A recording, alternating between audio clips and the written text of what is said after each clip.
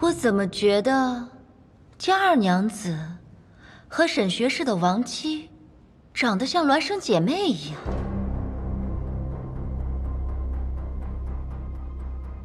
臣女从未见过沈夫人，不知殿下何出此言。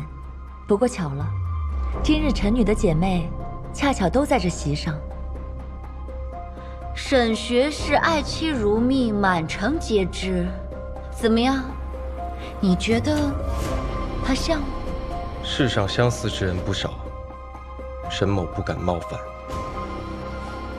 我早就听说，今次岁时中有位敢跟李家公子打赌的奇女子，今日一见，果然非同寻常。正好，酒也喝过了，咱们来余兴一把。我也替圣上好好验一验，看你这魁首是真货还是假货。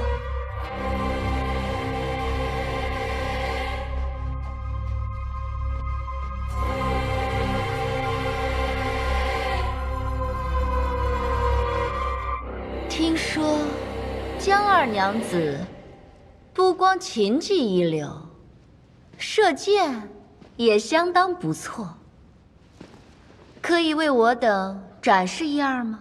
殿下误会了，臣女不善射箭。这样啊，那我可得给你找个好标靶了。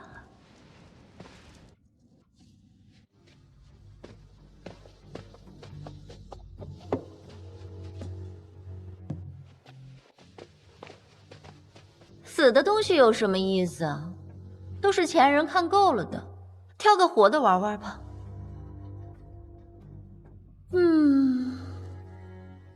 选谁呢？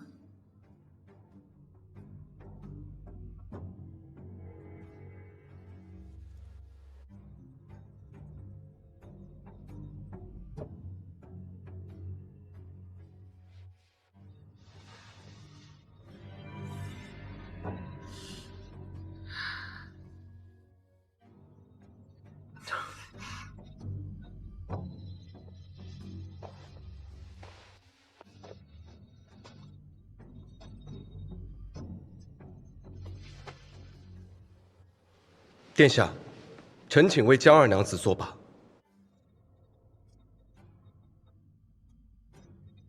沈玉荣，还真有你的呀！宫宴除我之外，都是两所里的学生，年纪尚幼。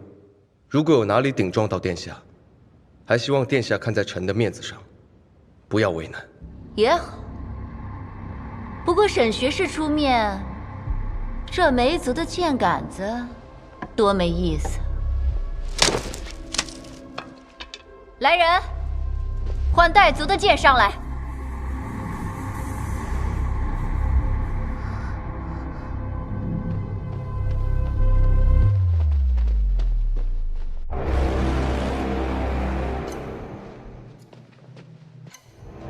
沈学士，把它举起来。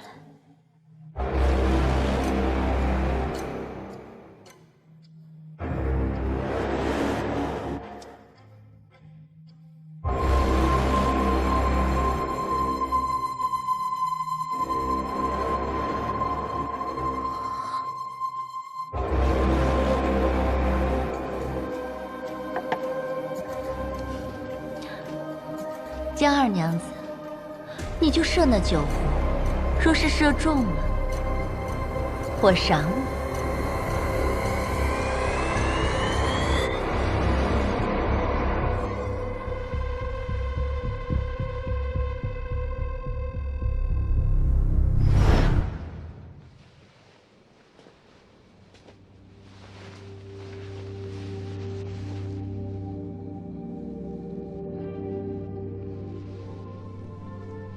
这是何物啊？回来的路上，瞧着有趣，便想买来送给夫人。本来想给夫人一个惊喜，没想到被夫人先瞧见了。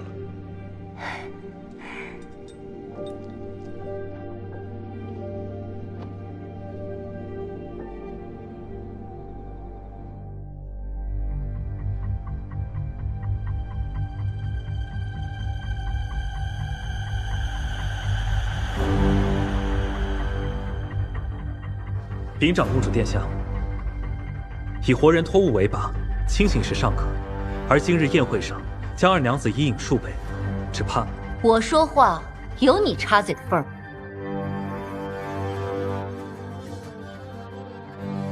江二娘子，你还愣着干嘛呀？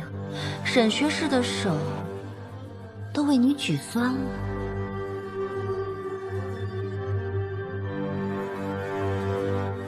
若是我失手了呢？殿上余幸，我长公主殿下一笑。江二娘子，不必理会我的生死。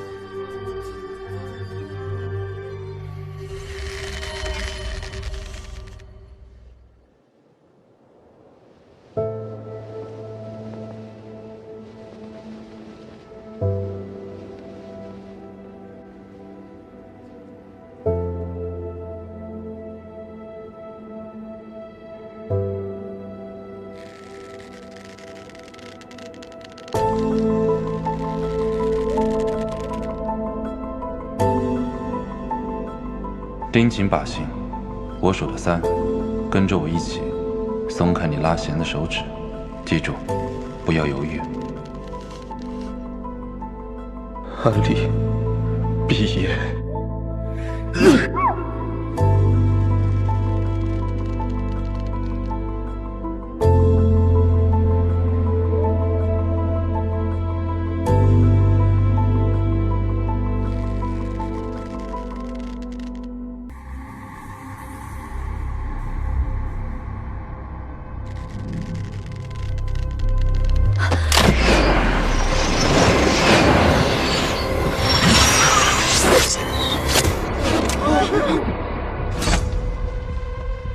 沈学士，没想到长公主这里玩得这么刺激啊！早知道我就早些来了。素国公，圣上令我款待学子，有你什么事？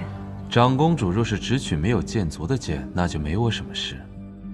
可惜你要娶剑族，你身边那些内官做不了主，自然有人会来通知我一声。看来你是诚心与我过不去。怎么敢？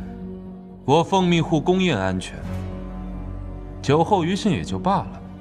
沈学士倒是大义凛然，敢说一句不计生死。可这万一真出了人命，我该怎么向圣上交代呢？也就是说，你一定要扫我的兴。公务在身，长公主若想尽兴，大可请旨圣上。只要圣上点了头，我就让人开了武库，给长公主调足了剑族，陪长公主杀她个血流成河。素国公这么忠于职守，我可要跟成王好好说说，让皇兄也好生关照一下素国公的公务。愿为成王分忧。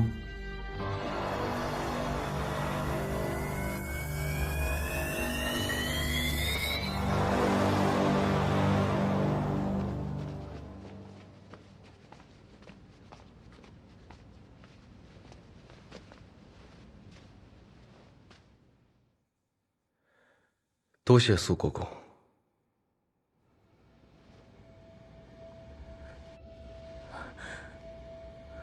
你以为你出师了？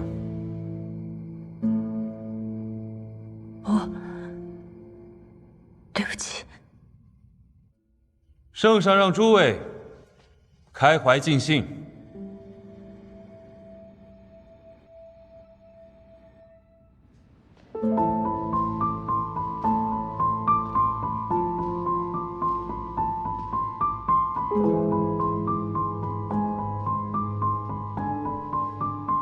抱歉了，沈学士。无碍。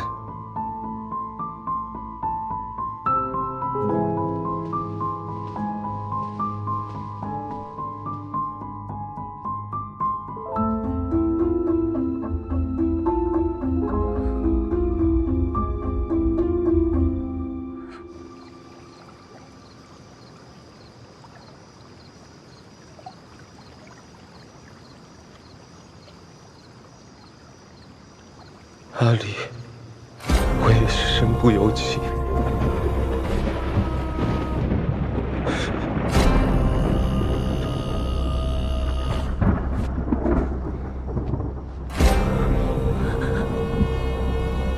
杀了的。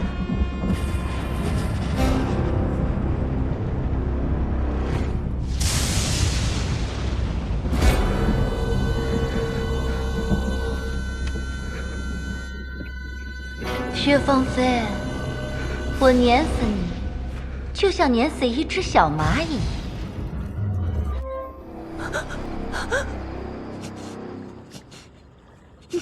江离，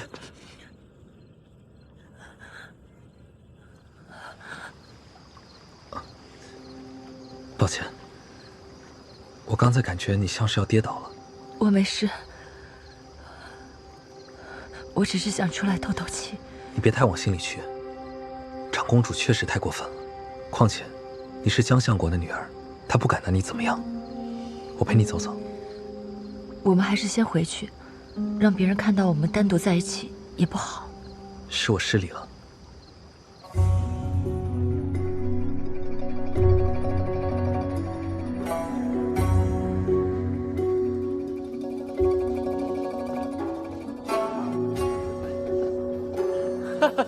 叶兄，刚才去哪儿了？来来来，喝酒，来喝酒，喝酒！哎，快来吧！来呀！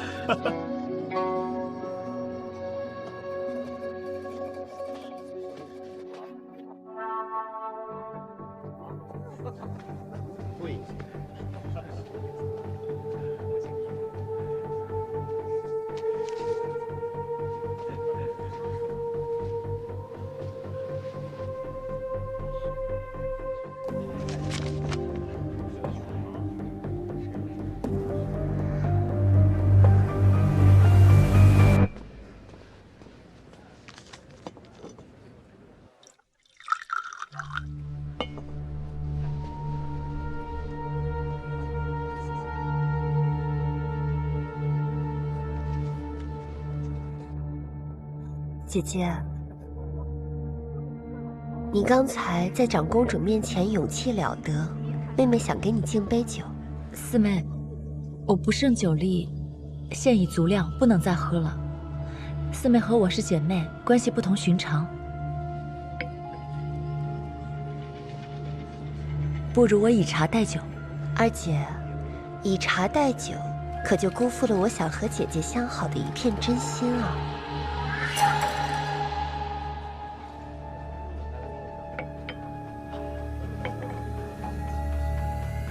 既然如此，那我就恭敬不如从命了。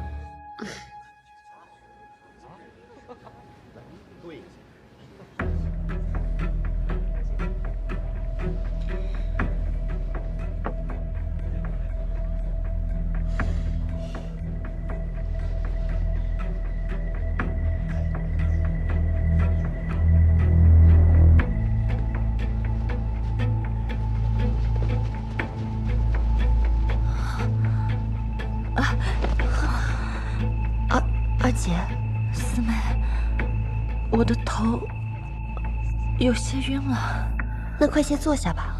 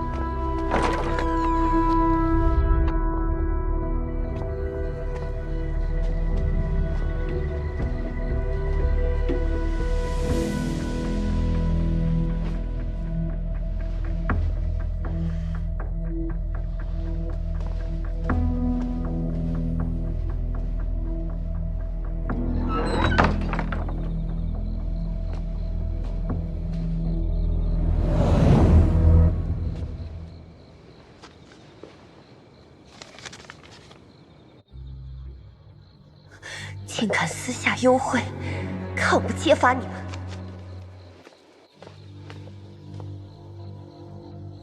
一张纸条又能说明什么？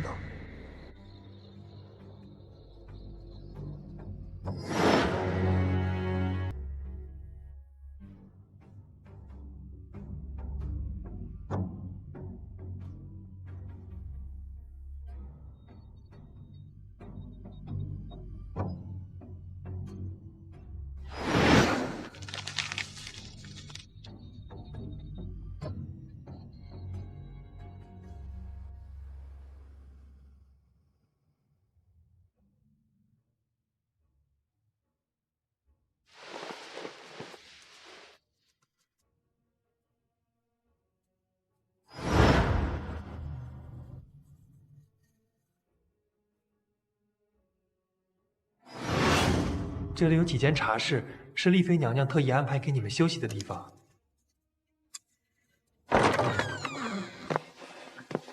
叶员外，你先在这里休息片刻，奴才去添点茶点来。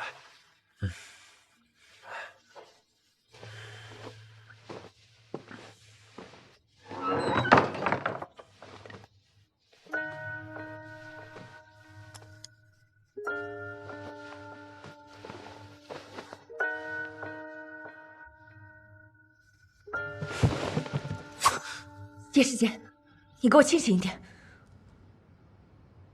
你没喝醉？我叶家是生意场上的人，呼伦酒自然没少喝。今日那些来敬酒恭贺的人，有人是来敬酒，有人分明是想浑水摸鱼。我酒量并不差，加上今天喝的不多，只是装醉想看看对方什么意图，然后就被带到了这里。那你方才……我只是看你昏睡着，想把你叫醒而已。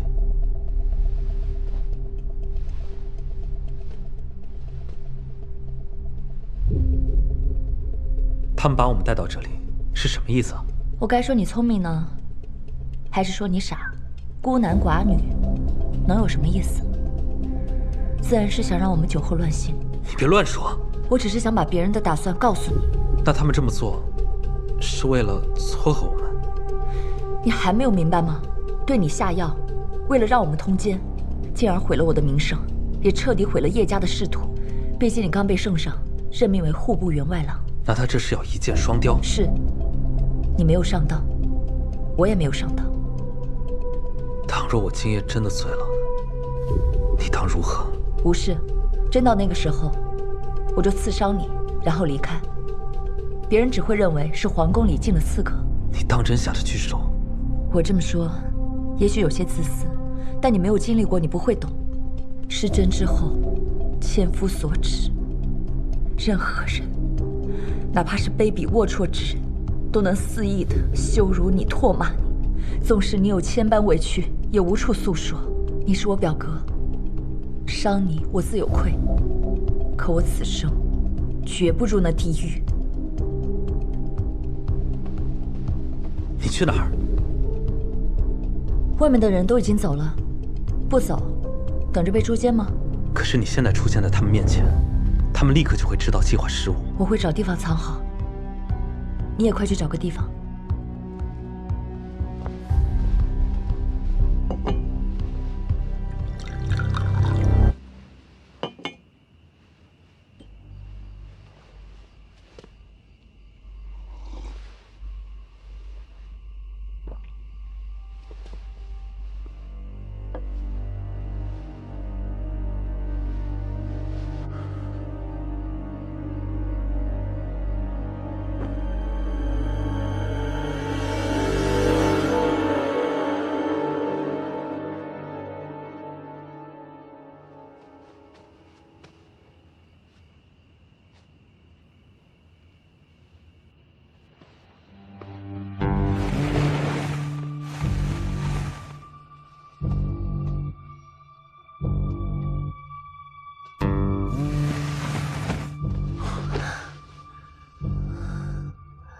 我还以为你不会来了，没想到你心里果然有我。丽儿，我是真的想娶你。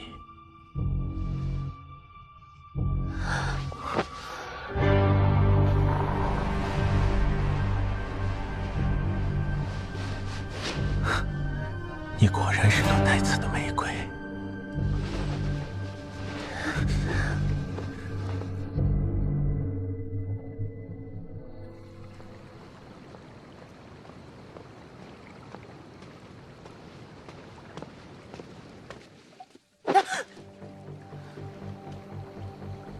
肃国公，你怎么在这儿？我不在这里，难不成跟着你去看你们孤男寡女酒后乱性？你又监视我？我奉旨护卫宫城，你们脚底下踩在哪块砖上，我都知道。为什么要杀沈玉荣？我没有。你忘了，你的剑是我教的。今夜人这么多，绝不止一个人对你身份生疑。此事余浪不小，你怎么游出来？你能不能先放手？不能。刑部还关押着一个人，你们手里互相拿捏着对方的性命。你有没有想过，倘若此时有另一人的手伸出，你都知道什么？你以为只有你能玩弄我吗？你到底知道什么？我什么都不知道。我奉旨办案走司法道这么多年，刑房进得多，刑罚也见得多，没有任何一个人能挨得过大刑加身。阿离，你今夜太冲动，竟敢当众说出仰慕他沈玉荣，剑无回头路，托公的时候你难道就不害怕吗？你不就是回头路吗？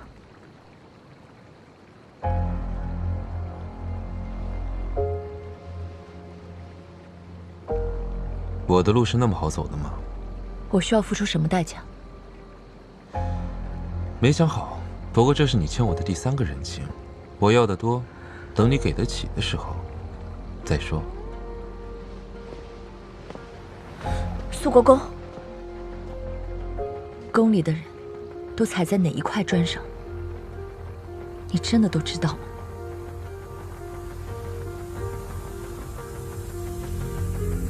你想知道什么？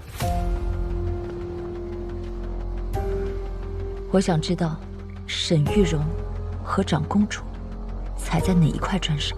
你都已经猜出来了，还问我干什么？你不是问我今晚为何如此冲动吗？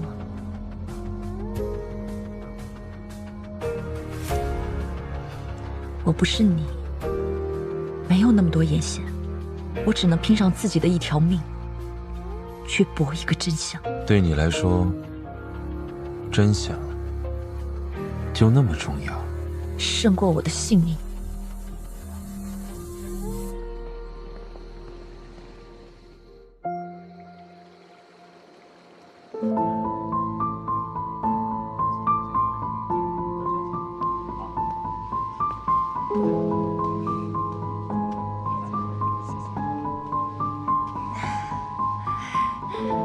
姐妹们，我们已经吃席很久了，不如出去走走，赏赏月。好呀，好呀，好呀，好呀，好呀！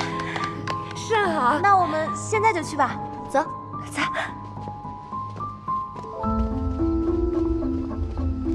我有些口渴，我们一起饮杯茶吧。好啊，我刚好有点口渴，我也一起去。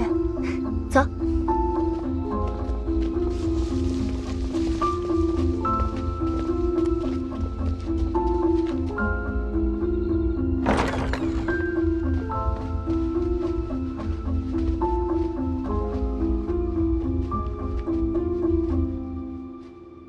人呢？对，他们喝了药，应该走不远，一定去了别的地方。我们过去坐吧。这茶桌太小了，我们人多有点憋屈，不如再走走，去其他茶室看看。嗯，好。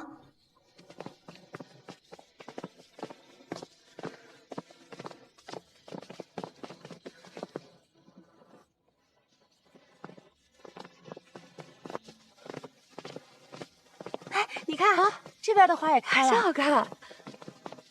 一会儿等我们出来的时候，再去那边转一转。好呀。好。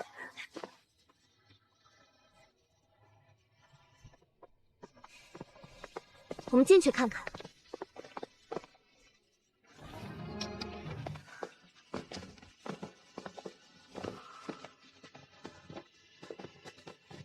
二姐，二姐，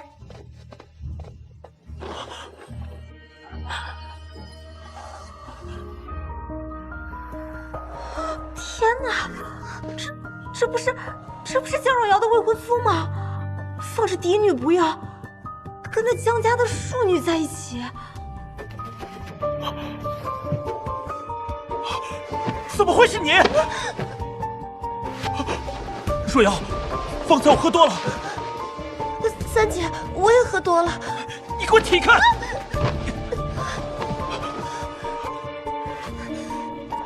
贱人，你竟然怕我未婚夫的仇！公子，救我！你给我下来！下来！你给我下来！你这个贱人！他们贱人！不要脸！不要脸！贱人！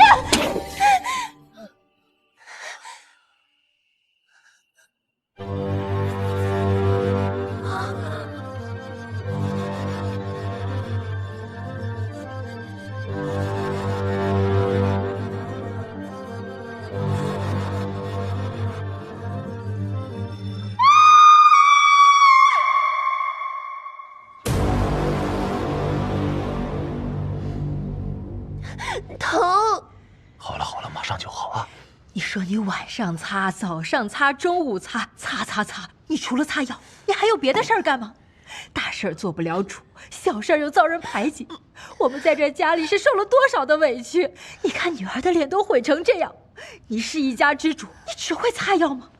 我们活该被人欺负，贞洁没了，脸也毁了，我们就应该忍气吞声。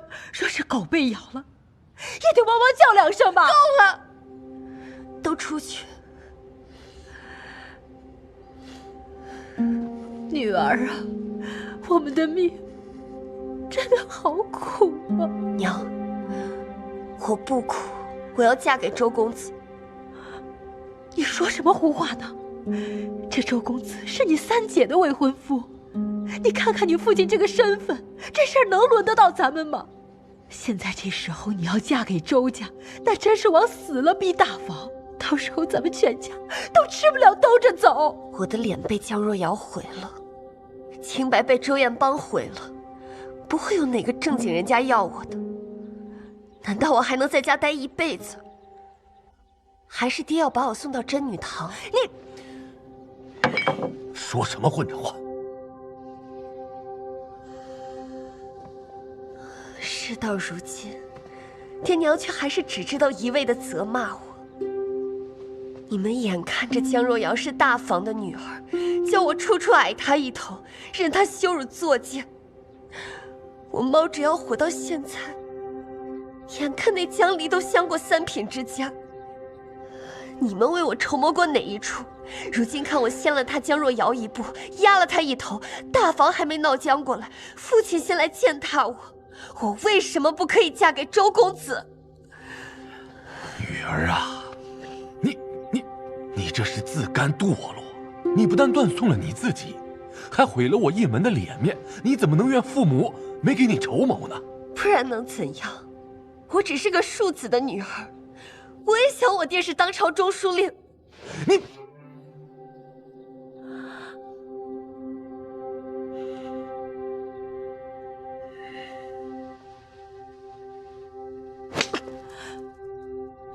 平时见你对女儿不闻不问的，今天你耍横了。我觉得女儿说的没错，就因为你是个庶子，前后都矮个一头。他大房到底是个什么呀？庶子，我是庶子好了吧？都怨我。你振作点儿，现在还不是哭的时候呢。当务之急，咱们现在得想个办法，把这个难关渡过去。在劫难逃，江若瑶这门婚事算是毁了。你知道大房为了这门亲事，他费了多少心机？我们能好好的在这儿，那是因为人家还没有杀过来。我看未必。你瞪眼干什么？男女的事儿谁能说得清楚啊？是他们侯府的公子对我们女儿用了强，我们还委屈呢。他季舒然凭什么不给我们做主啊？让他江若瑶把我们女儿的脸毁成这样，我还要打到他那儿去呢。哎呦，姑奶奶，你可就消停点吧。就算这次被混过去了，那大哥也不会让若瑶跟玉娥共侍一夫的，大嫂也不会善罢甘休啊。那是以后的事儿了。现在当务之急是不能让咱们的玉娥和江若瑶对立起来，只要他们俩有共同的敌人，这事儿就好办多了。你是说江离？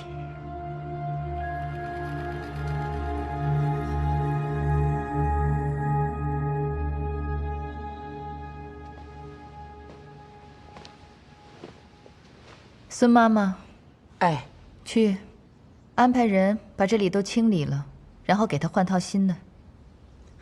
是。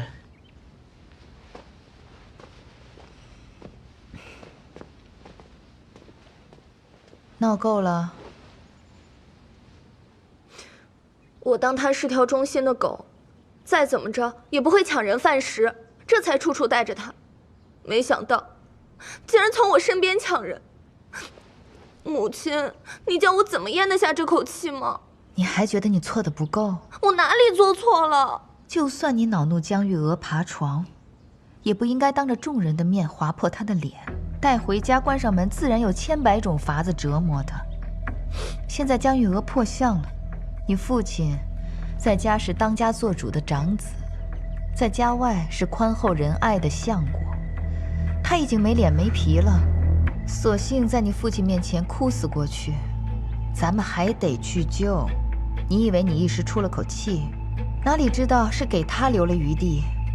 他已经是一条死鱼了，但是就这么1寸，就能给他翻过来。是他先勾引我未婚夫的。证据呢？如果是他咬死周艳帮轻薄的他，你怎么说？所以事情变成这样，成了我的错了是吗？难道我就眼睁睁看着别人毁掉我的婚事吗？你和周家的婚约已经没有任何回转的余地了。你爹是绝对不会同意你嫁过去周家的。若是你撒泼打滚的非要嫁过去，周家断然也是不敢来娶的。你接受也好，不接受也罢，这就是现实。报应，一定是报应。如果当初我没有听你的话，去陷害江离和叶世杰，我就不会遭此报应。自己的事情办不好，还有理了？你觉得单凭江玉娥自己能做出勾引周艳帮的事吗？你跟周公子订婚不是1、2天了，如果他要勾引，为什么不早勾引呢？母亲的意思是说，他被人利用了。现在你跟江玉娥闹成这样，你觉得在这个家里面，谁最开心？江离，婚约没了就没了，娘亲自会再给你找更好的，但是这笔账，必须要跟真正害你的人狠狠算清楚。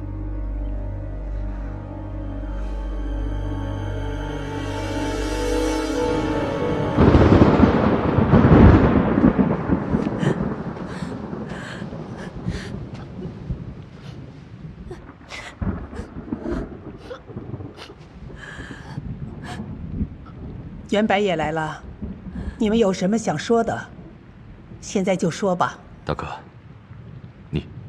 你罚我吧。都起来说话，这成何体统？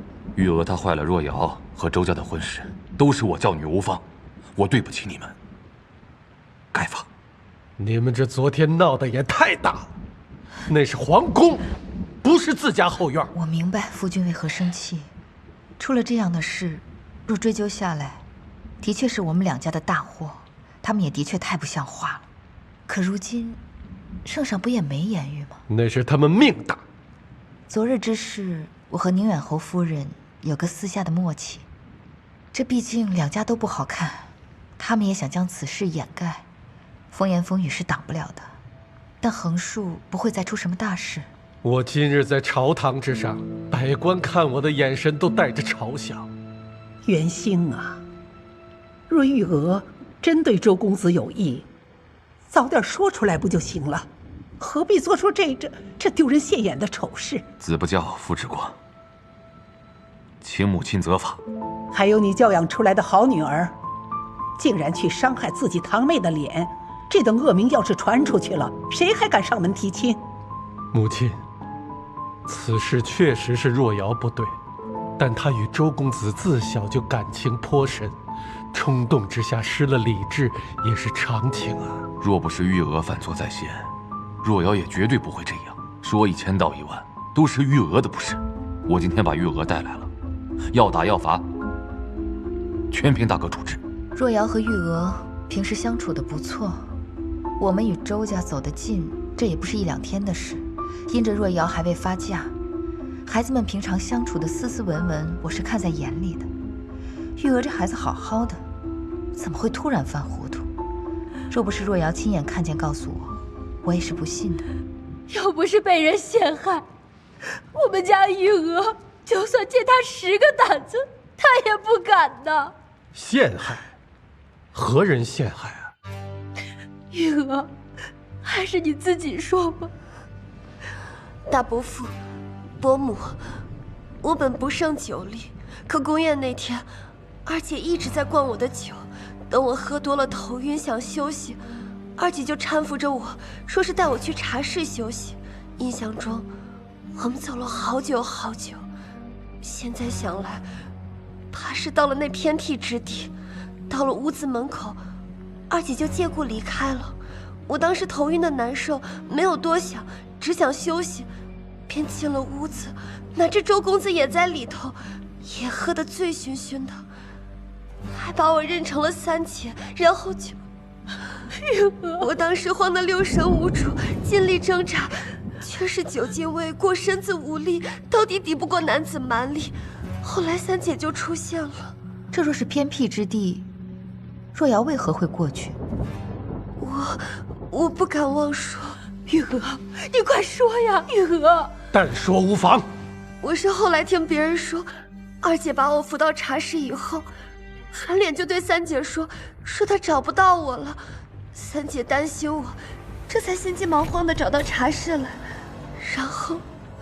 然后就……竟有这样的事！怨我，终究是怨我。若我知分寸，就不该在宫宴上借二姐递过来的酒，也不会酿下如此滔天大错。把江若瑶、江离都给我叫过来，两家人当面把事情说清楚，是谁的错，绝不姑息。那日宫宴太过凶险，好在姐姐有防范，最后所查之事也算顺利。出乎意料的顺利。姐姐，只是那个人是长公主，恐怕以后更加难了吧？我本来以为面圣会是我的一次机会，挑破一层帘幕，让他早来见我。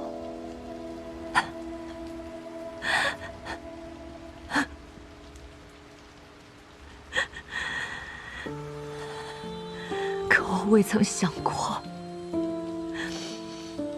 竟是殿下。他一声令下，无人敢不从。姐姐，你不会同情的沈玉荣了吧？杀妻本就是一件罪不容诛的事情。同情？他不配。姐姐，那我们日后打算怎么做呀？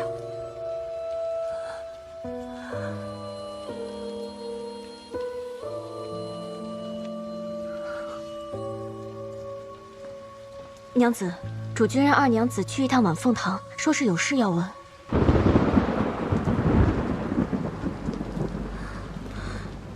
姐姐，这个时候来传话，可不是什么好事儿。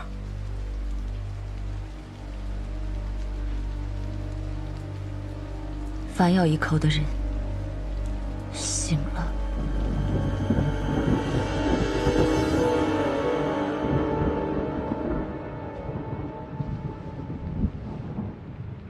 离儿，昨日在宫里到底发生了什么？回父亲，昨日离儿喝多了，不知父亲想问何事？你少装蒜，江玉娥和周彦邦的事情，你说清楚。三妹想问此事。昨日我被四妹灌了很多酒，有些醉了，四妹便扶我去附近的房间休息。周公子和四妹的事，我也是今日醒后才听说的。你胡说！你怎么可能不知道？若不是你暗中搞鬼，四妹怎么可能刚好进入周彦邦那屋？怕是你暗中谋划，故意把四妹引到那儿的。对，我是进去之后才知道周公子在里面的。说来也巧了，四妹扶我进房间休息后，不过片刻，另一个人也在内官的引路下进了我的房间。三妹可知此人是谁？我怎么可能知道？是叶世杰。他也是饮多了酒，想要找地方休息，可不知为何会被人带到我的房间。不过幸好，我们二人虽然酒醉，却也知道男女有别，同在一屋，与理不合，随后便分别出去了。对了，我还听说了一件趣事：三妹推开周公子所在房间的大门时，还未曾见到人，便开口喊了一声“二姐”，此事又是为何呀？你胡说，我没有。当日跟你同行的几个学子可都听到此话了，三妹怎么突然不承认了呢？其实情急之下喊错人是很正常的，三妹不用这么紧张。父亲，我进屋后不过半盏茶的功夫，叶世杰就进来了。随后我们各自分别回席，叶世杰可以证明我没有时间把四妹送到周公子的房间。叶世杰是你表兄，自然是向着你说话，说不定是你们串通一气。我倒是把你忘了，你说是我把你送到了周公子的房间，可他欲对你行不轨的时候，你为何不喊救啊？宫里来来往往那么多人，你若是一直喊救，事情未必会闹到如今的模样。那是因为，如果我出了声，被人撞破，怕是会影响三姐和周公子的名声。三妹，感动吗？四妹可是宁可毁了自己的清誉，也要护你和周公子的名声呢。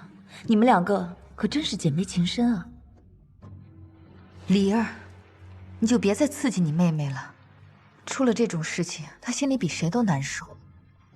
我也替妹妹难受，可未曾想到这一切的脏水泼到了梨儿身上。女儿为自己辩驳几句，都不行吗？你不要再狡辩了，明明就是你泼我们脏水，说不定叶世杰在碎尸时就和你暗通款曲，所以你才把他当挡箭牌。你可以不信叶世杰，总不能不信肃国公吧？有他什么事？回父亲，因为是四妹将我送到了房间，梨儿离开时并不知道回去的路，恰巧碰到了肃国公，是肃国公将女儿送回了前殿。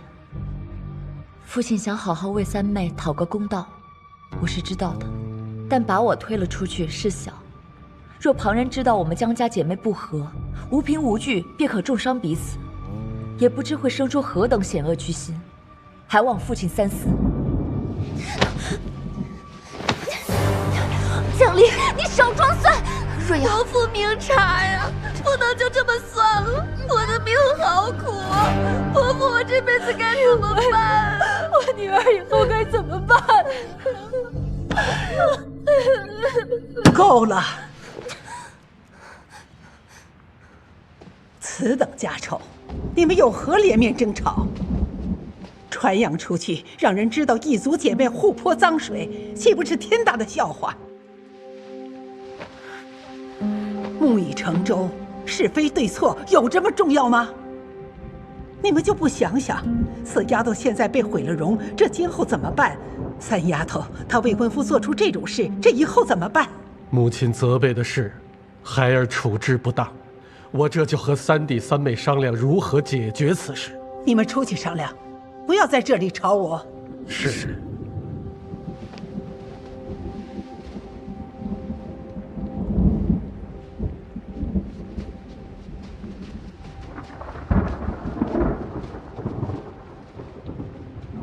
二丫头，你留下来。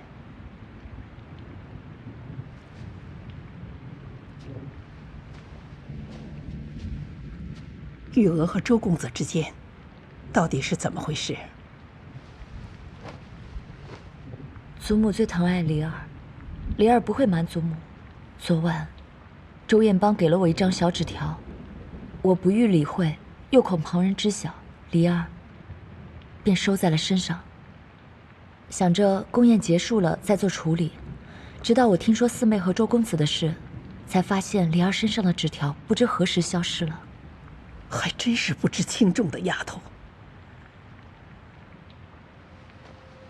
起来，你可知错？梨儿应该藏好纸条。此事与你无关，我说的是你的错处。祖母，忘了祖母怎么跟你说的？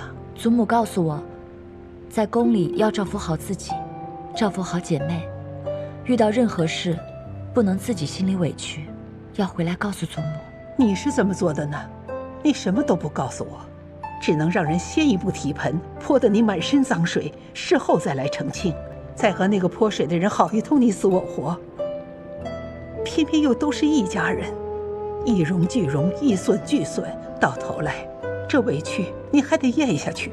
祖母，你是不是还信不过我这个祖母？梨儿不敢。以后不管什么事，你都可以告诉祖母，我不是那种是非不分之人。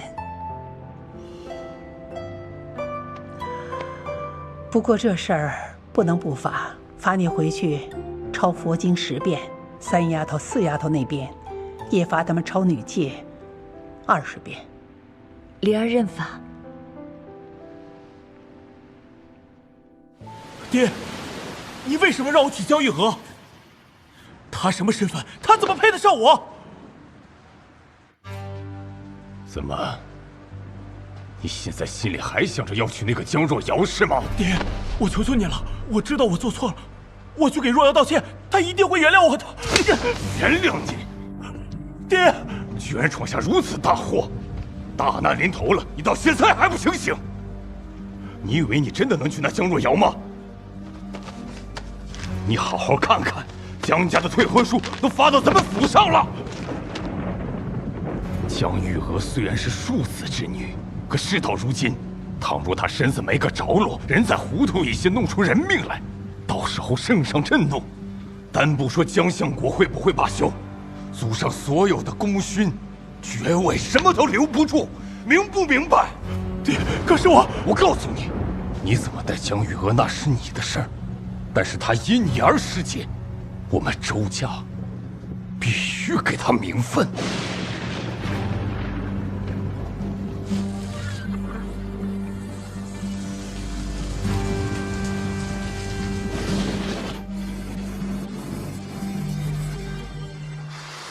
路都给你们铺好了，结果你们偏偏走到岔路上，让别人钻了空子。妹妹教训的是，日后我必定会好好管束若瑶。这江离只要还在江家，以后还是会有办法对付的。若不是我在圣上面前打了圆场，怕是此事没那么容易了结。妹妹辛苦了。最近有动静了吗？我听太医说，再晚几年就不好了。可是父亲让你来问我的。没有，是我自己糊涂的想法罢了。倒也不是什么糊涂的想法，这也不是什么着急的事儿。我现在上了年纪，不比年轻的时候了。听说天象寺的菩萨慈悲，我准备去清修一段日子，调理调理身子，也修修子嗣的福气。若是妹妹要去修佛，我倒有一事相求，就看你怎么想了。说来听听。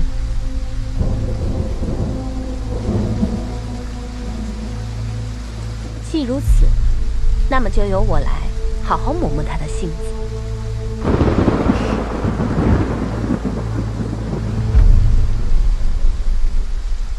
我觉得江离就是薛芳菲。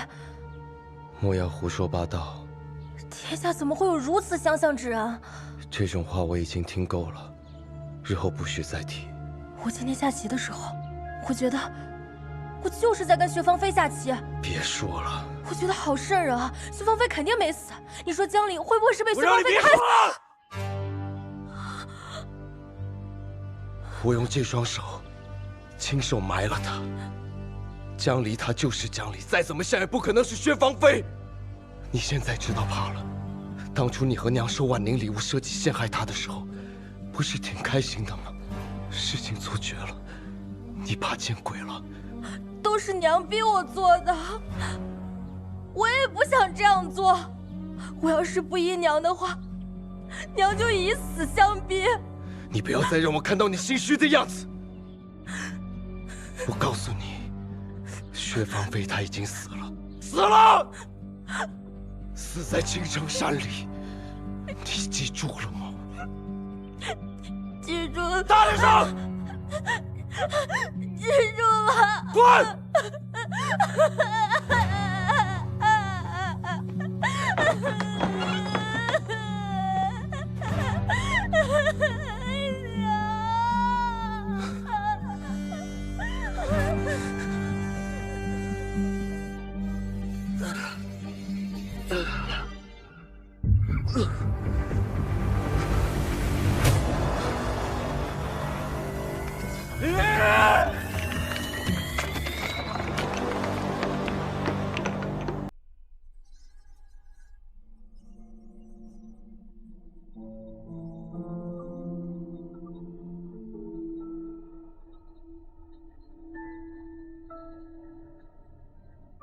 我用这双手亲手杀了薛芳菲，我亲手埋了她。现在的江离就是江离，长得再像，她也不是薛芳菲。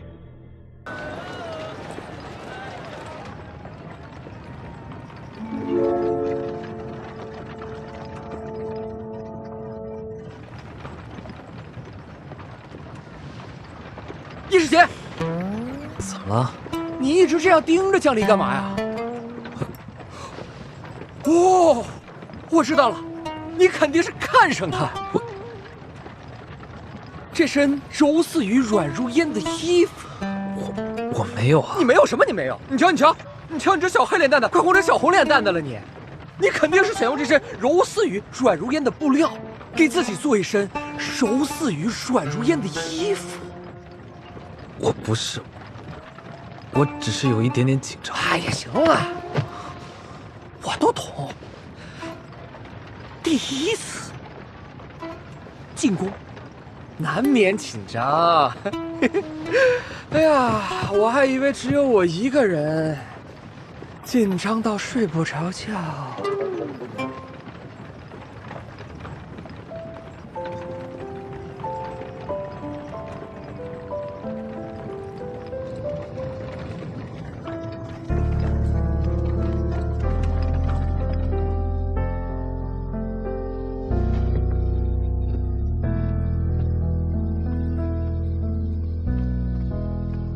到了。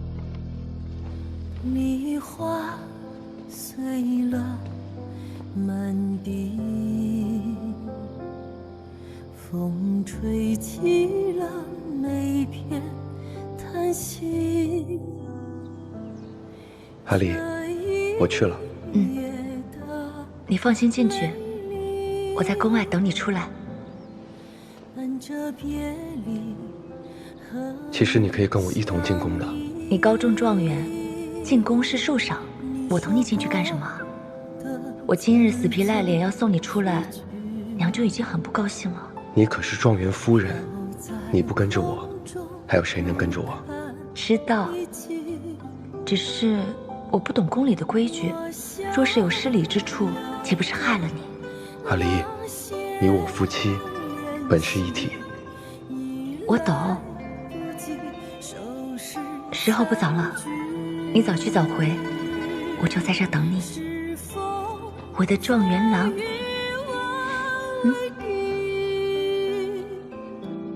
还是爱困住了你，连月光也不忍心同情，看着亲密，是谁在轻言放弃，让故事全部唏嘘。当花儿已零落成烟，一吹燃尽岁氏魁首，觐见陛下。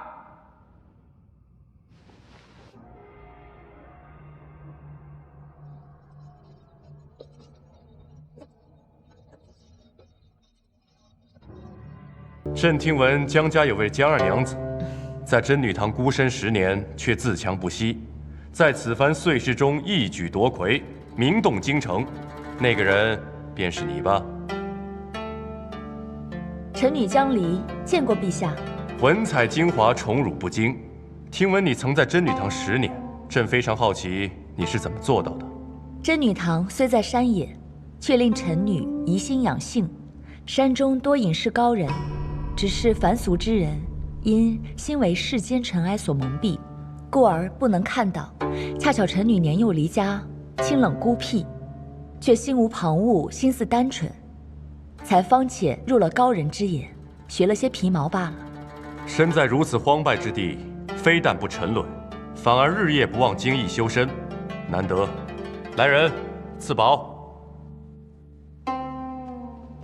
你们4位都是栋梁之才，朕自当赏赐。这些珠宝玉器一并赠予你们。陛下。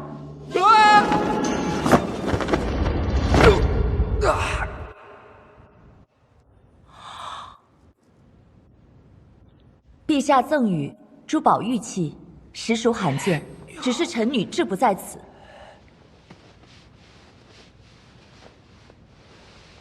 斗胆请陛下换一物。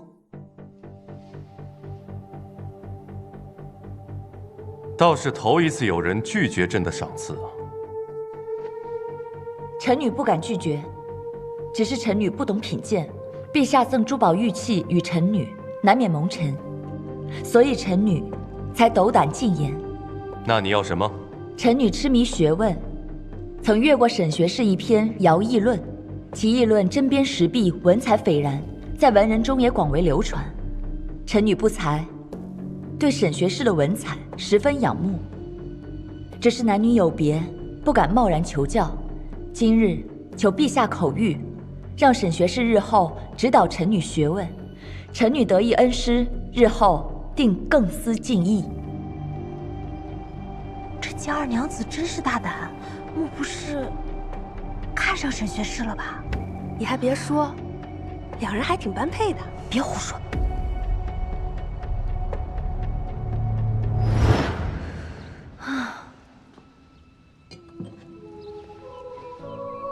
怎么了，夫人？今日我赶集去买菜，平日里风雨无阻都会出摊的卖菜师傅没来，我一问才知，那个师傅家中人丁稀落，他唯一的儿子去服了兵役，因此师傅虽年事已高，仍不得已去服徭役，他最后活活被累死了。竟有这般惨事，名声多艰啊！多谢夫人。怎么了？科考策论中有以徭役为宜的考题，我正愁不知如何下笔，多亏夫人赠我切题之口。难怪你方才说自己心思简单，寻常人可开不得这口。虽男女有别，倘若一心求学，无伤大雅。徭役论确实写得好，非心怀百姓者所不能成也。朕也是读了这篇文章，方知沈清经世之才。而你身为女子，如此敏而好学，实在难得。朕准了，沈清。沈学士，陛下唤你呢。臣在。朕命你认真指点江二娘子的请教，不得马虎。臣领旨。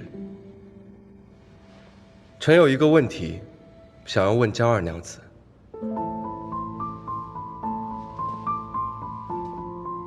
沈学士，请问。徭役论是我为世子时的旧作，距今已经年，我亦有所书望，不知江二娘子为何独爱此论？许是沈学士落笔此论时，上不披官服，白衣庶人，丹心纯凝。白衣庶人，丹心纯凝，沈某与江二娘子共勉。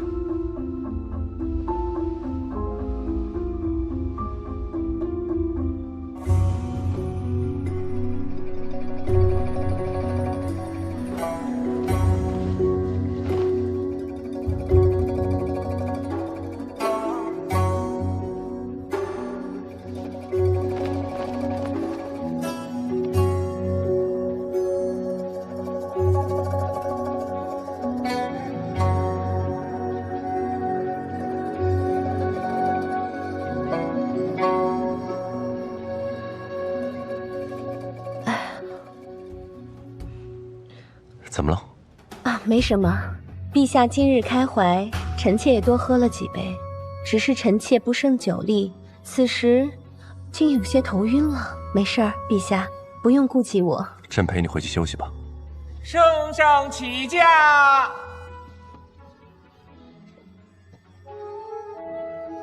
恭送陛下。